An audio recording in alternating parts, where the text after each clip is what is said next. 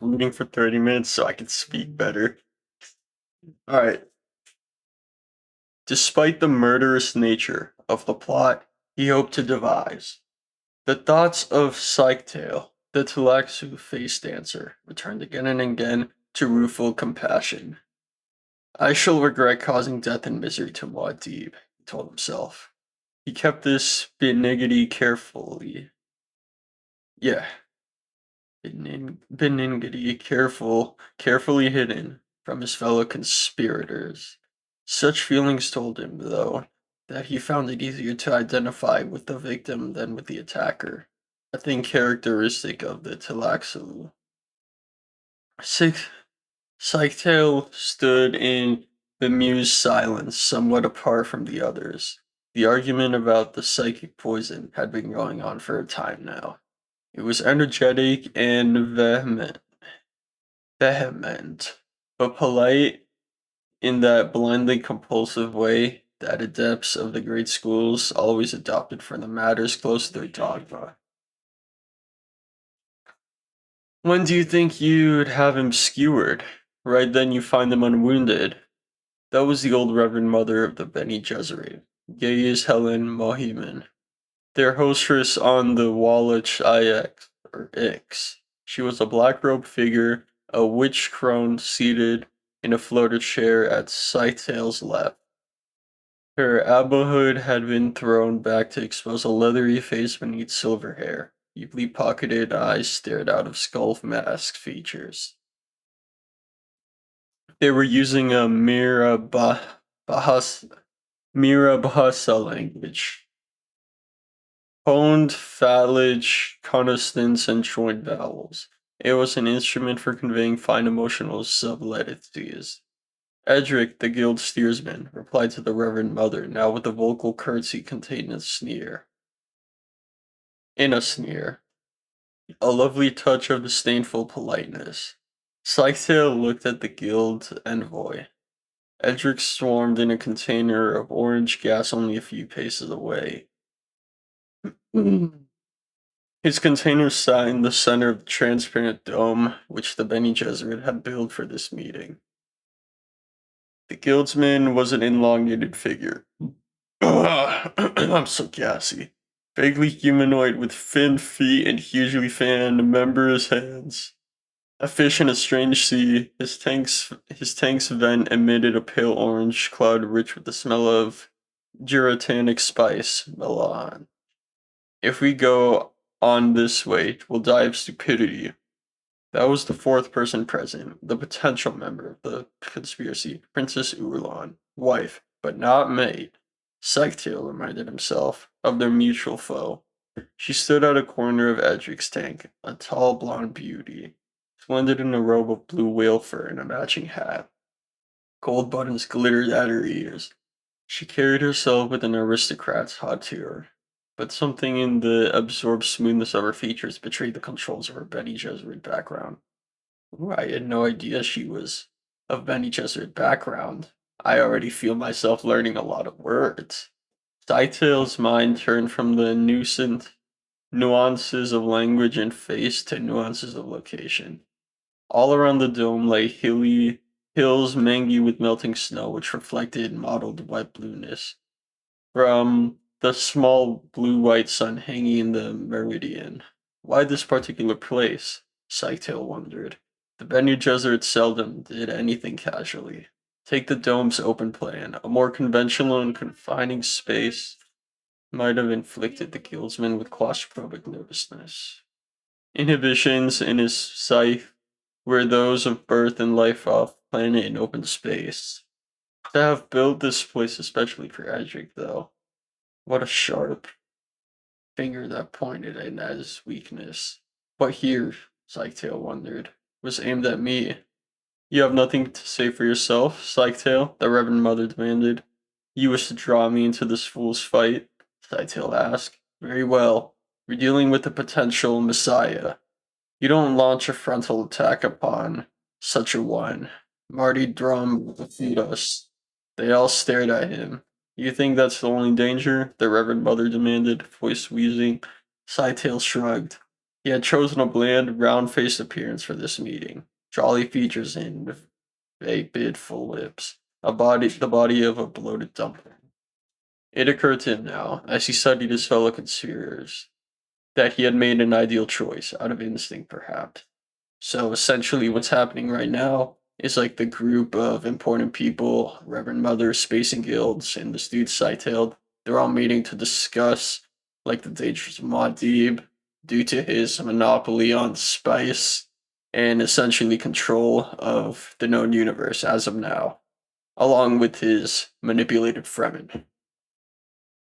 He alone in this group could manipulate fleshly appearances across a wide spectrum of bodily shapes and features. So he is the Talaxu. And Talaxus, what they do is they can essentially clone people. Or like, yeah, make really good clones. They're also very xenophobic. He was the human chameleon, a face dancer. And the shape he wore now invited others to judge him too lightly. And I guess he could also like do that to himself too, which is pretty cool. I was enjoying the silence, Sightale said.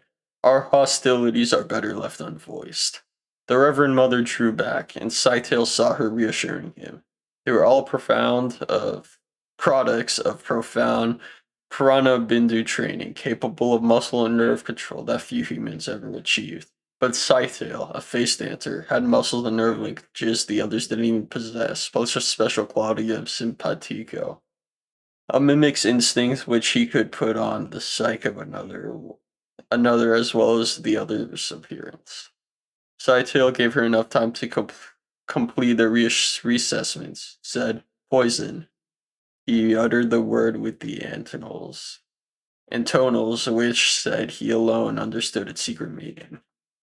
The guildsman stirred and his voice rolled from the glittering speaker globe which orbited a corner of his tank above Urlon. We're discussing psychic poison, not a physical one. So they can essentially mind control him and stuff rather than physically kill him because that would only cause a lot more like uprising. Sightale laughed. Mirabaza laughter could flay an opponent and he held nothing back now. Urulon smiled in appreciation, but the corners of the Reverend Mother's eyes revealed a faint hint of anger. Stop that, Mohuman gasped. Sightale stopped, but he had their attention now. Edric in a silent rage, the Reverend Mother alert in her anger. Urulon amused but puzzled. Our friend Edric suggests, Sightale says, that a pair of Bene Gesserit witches trained in all their subtle ways have now learned the true uses of deception.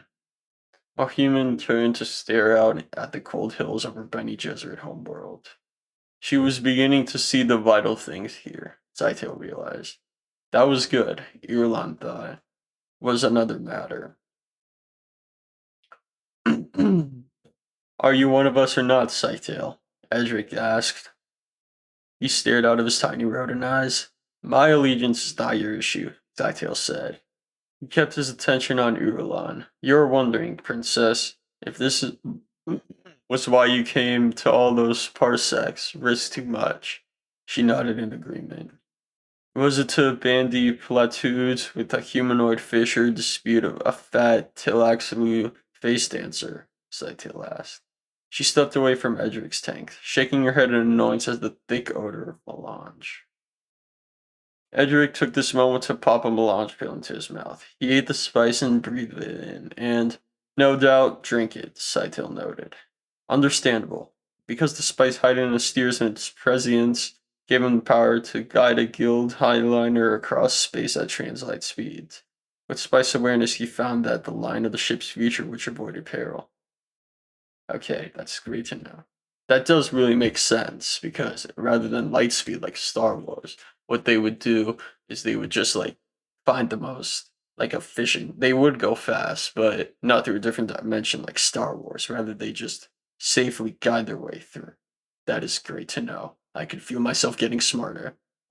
Edric smelled another kind of peril now, but his crutch of prescience might not find it. I just turned the page. I think it was a mistake for me to come here, Ulan said.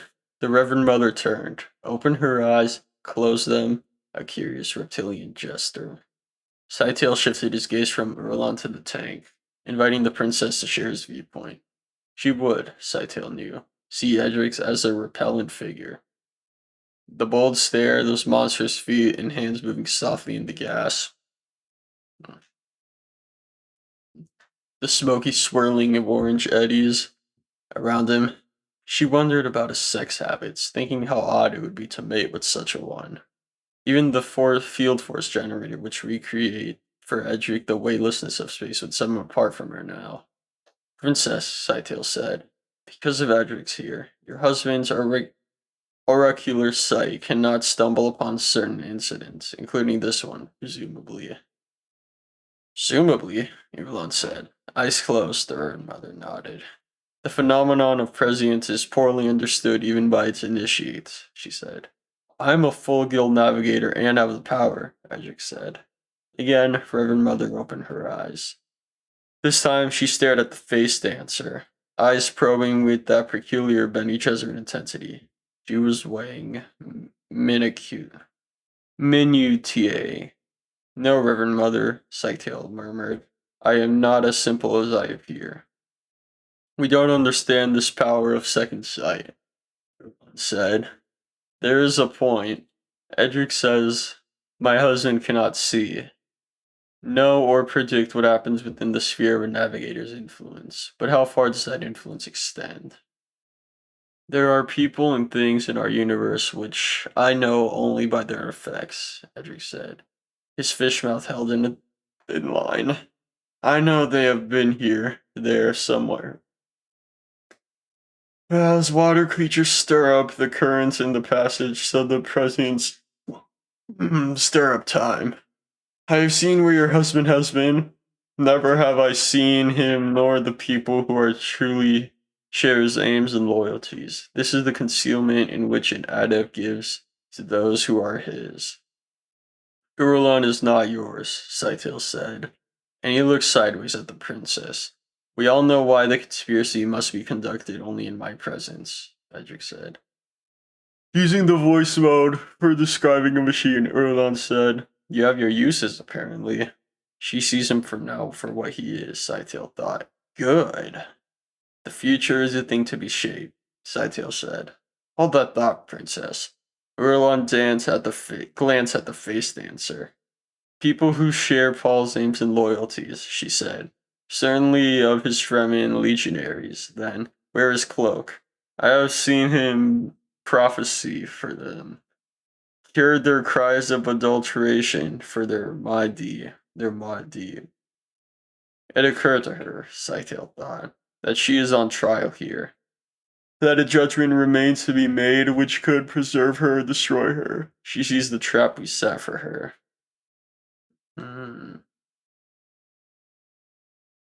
I see. I feel smart.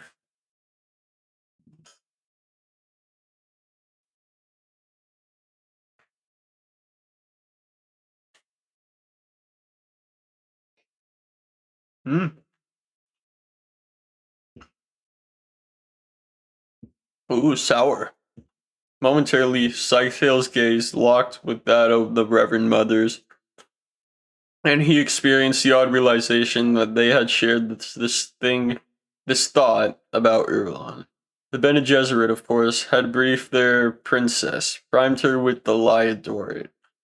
But the moment always came when a Bene Gesserit must trust her own training and instincts. Princess, I know what it is that you most desire from the Emperor, as you said. Who does not know it? Urulon asked. You wish to be the founding mother of the royal dynasty, Edric says.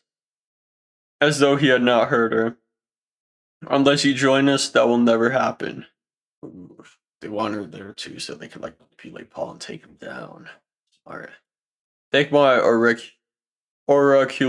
word on it. The Emperor married you for political reasons, but you'll never share his bed. So the Oracle is also a voyeur, Urulon sneered. The Emperor is more firmly wedded to his Fremen concubine than he is to you, Edric snapped. And she gives him no hair, Urulon said. Reason is the first victim of strong emotion, Scytale murmured. Since the outpouring of Erlon's anger saw his admonition take effect. She gives him no hair, Erlon says, her voice measuring out of control calmness, because I am secretly administering a contraceptive. Is that the sort of admission you want from me? It is not a thing. It not be a thing for the Emperor to discover, Edric said, smiling. I have lies ready for him, Erlon said. He may have truth sense, but some lies are easier to believe than the truth. Ooh, that's smart, that's smart. You must make the choice, Princess, Ithil said. But understand what it is protects you. Paul is fair with me, she says. I sit in his council. In the 12 years you've been his princess consort, Edric asked, has she shown you the slightest warmth? Erlon shook his head. He disposed of your father with his famous Fremen horde, or infamous Fremen horde. Married you to fix his claim to the throne, yet he never crowned you empress. Uh-oh. Edric tries to sway you with emotion, Princess, Satil said. Is that not interesting? She glanced at the face dancer, saw the bold smile on his features, answered it with raised eyebrows. She was fully aware now, Satil saw, that if she left this conference under Edric's sway, part of their plot, these moments might be concealed from Paul's auricular vision. If she withheld commitment, though, does it seem to you, Princess, Satil asked, that Edric holds undue sway in our conspiracy? I've already agreed, Edric said, that I'll defer you the best judgment offered in our councils. And who chooses the best judgment? Satil asked. Do you wish the princess to leave here without joining us? Edric said. He wishes her commitment to be a real one, the Reverend Mother growled. There should be no trickery between us. Irilon, Zytail saw, had relaxed into a thinking posture, hands concealed in the sleeves of her robes. She would be thinking now of the bait Edric had offered, to found the royal dynasty. She would be wondering what scheme the conspirators had provided to protect themselves from her. She would be weighing many things. Zytail, Irilon said presently. It is said that you Talax have an odd system of honor. Your victims must always have a means of escape. If they can but find it, Scythiel agreed. Am I a victim? Irilon asked. A burst of laughter escaped Scythiel. The Red Mother snorted. Princess, Edric said, his voice softly persuasive. You already are one of us. Have no fear of that. Do you not spy upon the imperial household for you Bene Gesserit superiors? Hmm. Paul knows I report to my teachers, she says. But don't you give them the material for strong propaganda against your emperor? Edric asked. Not our emperor, Scythiel noted. Your emperor. Irulan is too much. Irulan is too much the Bene Gesserit to miss that slip. The question is one of the powers and how they may be used, Scythiel said, moving closer to the guildsman tank. We of the Talactu believe that in all the universe there is only one insatiable appetite of matter. That energy is the only true solid, and energy learns. Hear me well, Princess. Energy learns. This we call power. You haven't convinced me we can defeat the Emperor, Yuan says. We haven't even convinced ourselves, Scythiel said. Everywhere we turn, Erlon says. His power confronts us. He's the Kwisatz Haderach. He's the one who can be at many places at once. He is the Mahdi whose merest whim is an absolute command to his Kwisatz missionaries. He is the Mentat whose computational mind surpasses the greatest ancient computer. He is Muad'Dib, whose orders to the Fremen legions depopulate planets. He possesses auricular vision which sees into the universe or future. He has the gene powder which we Bene Gesserits covet for. We know his attributes, the mother interrupted, and we know the abomination, his sister Alia, possesses this gene pattern. But they are also humans, both of them, thus they have weakness. And where are those human weaknesses? The face dancer asked. Shall we search for them in the religious arms of his jihad? Can the Emperor's Quizara be turned against him? What about the civil authority of the great houses? Can the Landsrat Congress do more than raise a verbal clamor? I suggest the Combine Hane Ober Advancer Mercantiles, Edric said, running his tank. Chum is a business and business follows profits. Or perhaps the Emperor's mother, Sectil said. The Lady Jessica, I understand, remains on Caladan. But wait, what? Okay, whatever. But is in frequent communication with their son. That traitor's bitch, Mohiman said, voice level, whom I might disown my own hands which trained her. Our conspiracy requires a lever, Saitil said. We are more than conspirators, the Reverend Mother countered. Ah, yes, Saitil agreed. We are energetic and we learn quickly. This makes us the one true hope, certain salvation of humankind. He spoke in the speech mode for absolute conviction, which was perhaps the ultimate sneer coming, as it did, from a Tliaxu. Only the Reverend Mother appeared to understand the subtlety. Why? She asked, directing the question at Saito. Before the face dancer could answer, Edric cleared his throat, said, let us not bandy philosophical nonsense. Every question can be boiled down to one. Why is there anything? Every religion, business, and governmental question has the single derivative. Who will exercise the power? Alliances, combines, complexes, they all chase mirages unless they go for the power. All else is nonsense. As most thinking beings come to realize. Saitel shrugged, a gesture designed solely for the Reverend Mother. Edric had answered her question for him. The pontificating fool was their major weakness. To make sure the Reverend Mother understood, Saitil said, listen carefully to the teacher. What acquires an education? The Reverend Mother nodded slowly. Princess, Edric said, make your choice. You have been chosen as an instrument of destiny, the very finest. Save your praise for those who could be swayed by it, Erlon said. Earlier you mentioned a ghost, a revenant which we may contaminate the Emperor. Explain this. The Atreides will defeat himself, Edric frowned. Stop talking riddles, Erlon snapped. What is this ghost? A very unusual ghost, Edric said. It has a body and a name. The body that is the flesh of a renowned swords master known as Duncan Idaho. The name? Idaho's dead, Erlon said. Paul has mourned the loss often in my presence. He saw the Idaho killed by my father's Sardaukar. Even in defeat, Edric said, your father's Sardaukar did not abandon wisdom. Let us suppose a wise Sardaukar commander recognized the swordmaster in a corpse his men had slain. What then? There exists usage for such flesh training, if one acts swiftly.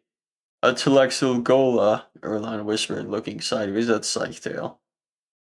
Psychtail, observing her attention, exercised his face dancer powers, shape flowing into shape, flesh moving and readjusting. Presently, a slender man stood before her. The face remained somewhat round, but darker with slowly formed features.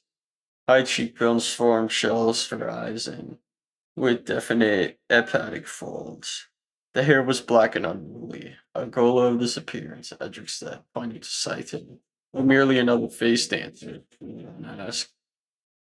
No face dancer, Edric said. A face dancer risks exposure and the prolonged surveillance. Now let us assume that otherwise, our Sardaukar commander had Idaho's corpse reserved for the axolotl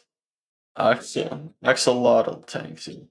Why not? This corpse held the flesh and nerves of one of the finest swordsmen in history, an advisor to the Atreides, a military genius.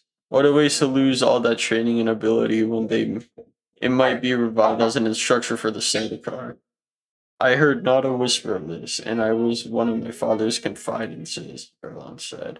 But your father was a defeated man within a few hours.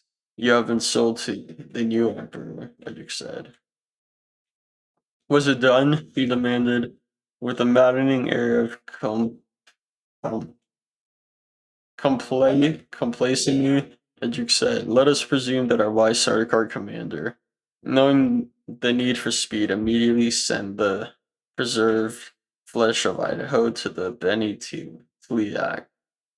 Tuli- Benny Tuliax.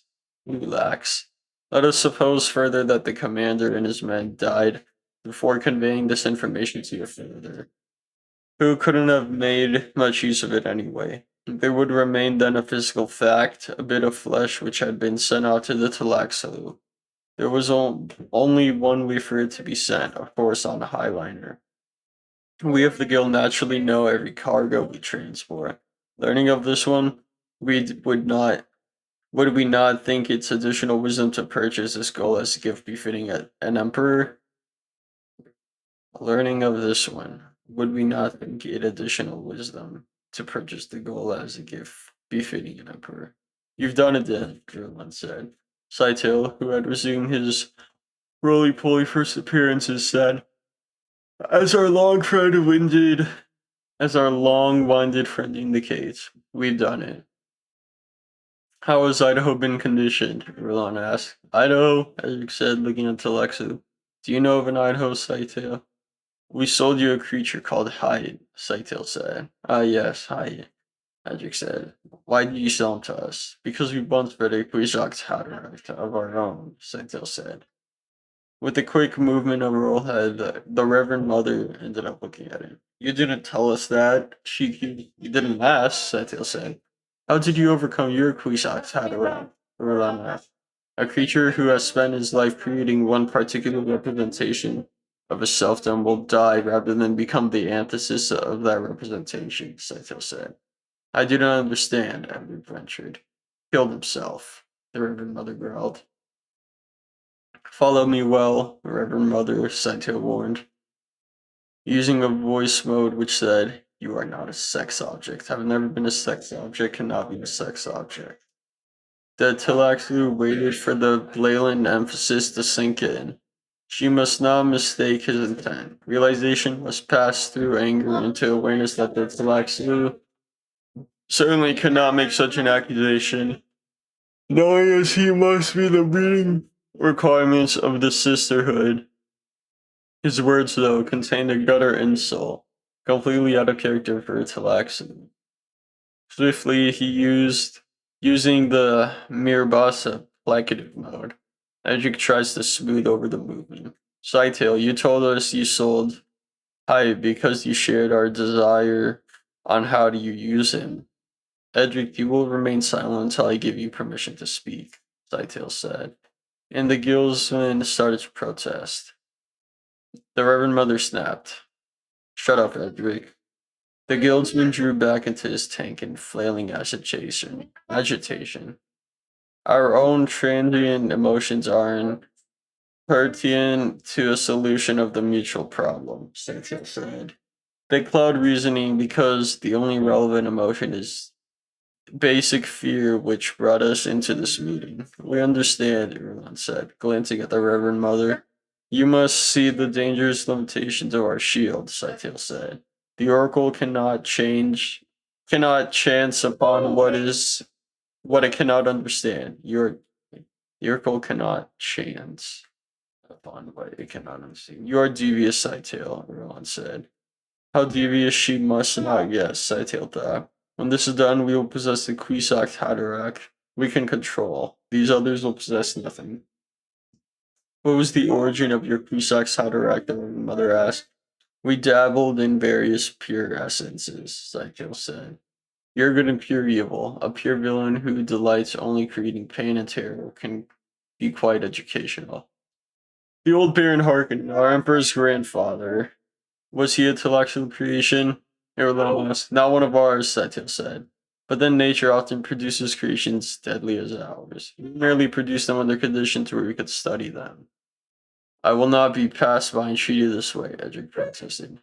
Who is it hides this meeting from? You see, Saito asked. Whose best judgment conceals us? What judgment? I wish to discuss our mode of giving Hyatt to the Emperor.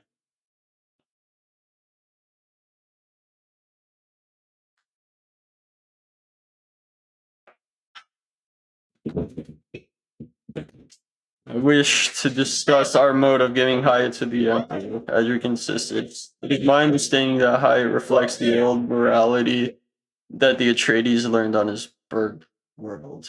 Hyatt is supposed to make it easy for the Emperor to enlarge his moral nature, to delineate the positive and negative elements of life and religion.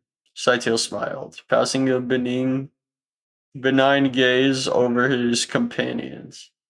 They were as he'd been led to expect. The old Reverend Mother wielded her emotions like a scythe. Orlon had been well trained for a task at which she had failed, a flawed Bene Gesserit creation. Edric was no more and no less than the magician's hand. He might conceal and distract. For now, Edric relapsed into sullen silence as the others ignored him. Do I understand that this Hyatt is intended to poison Paul's sight? Erlon asked. More or less, Scythiel said. And what of the quasarity? Erlon asked. It requires only the slightest shift in emphasis. A glissade of emotions to transfer the envy into enmity. I've just read for 30 minutes. I feel so much smarter.